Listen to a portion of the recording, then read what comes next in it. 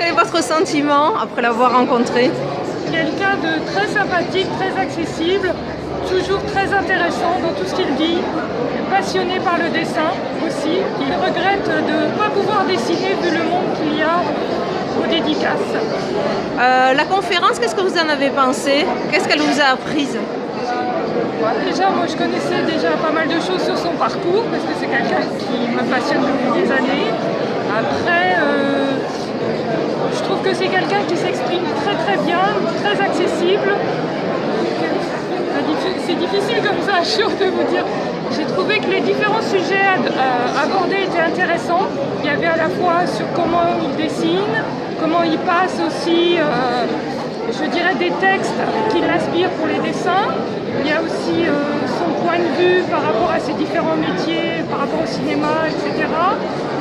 Aussi son intérêt, je dirais, pour l'actualité, comment il arrive aussi à être visionnaire par rapport à ses histoires. Et donc c'est quelqu'un qui en fait est très curieux et qui s'intéresse à beaucoup de choses et qui arrive à bien le retranscrire d'une façon générale et toujours... il est à part, pour moi il est à part dans l'univers de la BD. Et toi, le fait de rencontrer en chair et en os quelqu'un que tu connaissais peut-être d'abord par ses œuvres, ses ouvrages?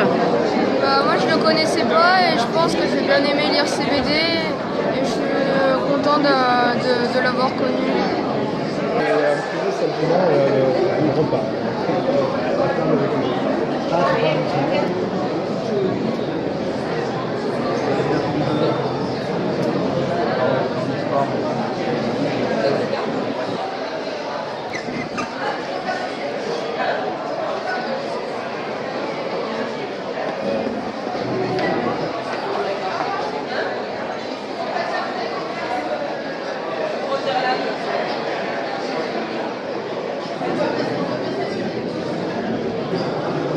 Ça fait que j'ai acheté le livre un peu pour avoir le dédicace, parce que ça fait 30 ans que je lis avec Bilal, depuis Métal Hurlant, je ne sais pas si vous connaissez. Et le personnage, durant la conférence, il vous a paru fidèle à ce que vous lisiez? Oui, tout à fait. Ouais, tout à fait. Vous avez appris des choses? Bien sûr. Bien sûr. Par exemple? J'ai appris comment il a fait ses personnages et qui les a exploités aussi. Comment ses dessins, comment ils ont été exploités dans le cinéma aussi. Et il y a un montage quand on voit des vidéos apparaître, avec, on lui pose des questions. Est-ce que ça c'est une nouvelle façon? Oui, ouais, c'est très bien. Ça vous plaît? Ça me plaît. Oui. Ça fait penser beaucoup à la télévision. C'est pas grave.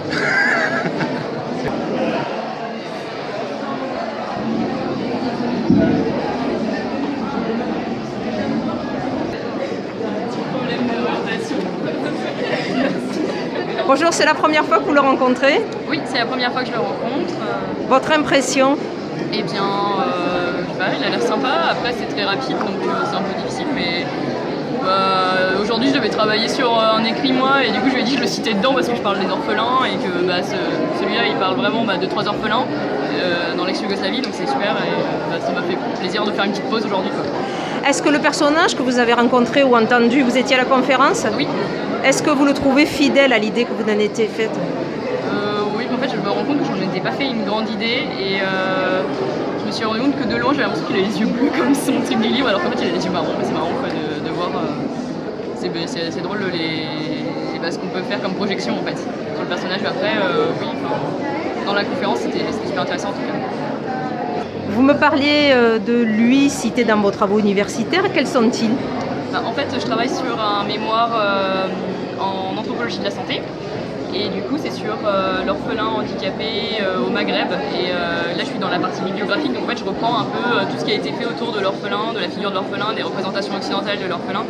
Et sa bande dessinée, du coup, Le Sommeil du Monstre, ça en fait partie parce que ça parle de 3 orphelins qui sont connectés un peu ensemble.